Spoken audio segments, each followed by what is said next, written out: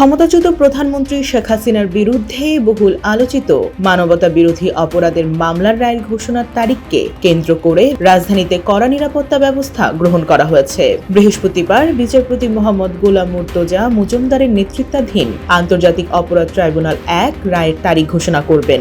সকাল থেকেই ট্রাইব্যুনাল ভবন ও আশপাশ এলাকায় টানটান উত্তেজনা বিরাজ করছে।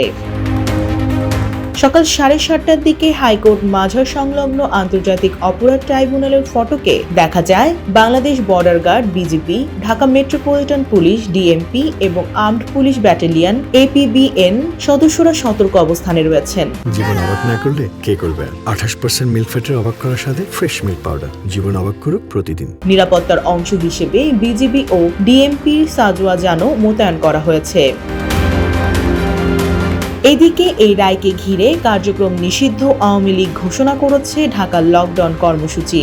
সম্ভাব্য নাশকতা ঠেকাতেই রাজধানীর গুরুত্বপূর্ণ পয়েন্টে ডিএমপির 17,000 সদস্য মোতায়েন করা হয়েছে। পাশাপাশি সেনাবাহিনী, বিজিবি ও পুলিশের বিভিন্ন ইউনিটও নিরাপত্তা তৎপরতায় যুক্ত রয়েছে।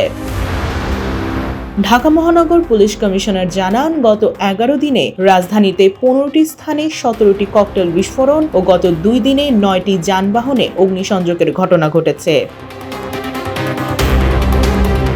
এসব ঘটনায় জনমনের উদ্বেগের পাশাপাশি কৌতূহলও দেখা দিয়েছে দেশের রাজনীতিতে আবার কি ঘটতে যাচ্ছে। বৃহস্পতিবার সকালে ঢাকার সড়ক পরিস্থিতি ছিল মোটামুটি স্বাভাবিক। সকাল 7টার পর মিরপুর থেকে হাইকোর্টমুখী পথে বিভিন্ন পয়েন্টে পুলিশের সতর্ক অবস্থান দেখা গেছে। যান চলাচল স্বাভাবিক থাকলেও অন্যান্য দিনের তুলনায় গাড়ির সংখ্যা কিছুটা কম ছিল। বাংলা মোটরের মোড়, কাকরাইল মোড় ও কারণ বাজারের দিকেও যৌথ বাহিনীর টহলও লক্ষ্য করা গেছে। ডেস্ক রিপোর্ট, জয় জয় দিন।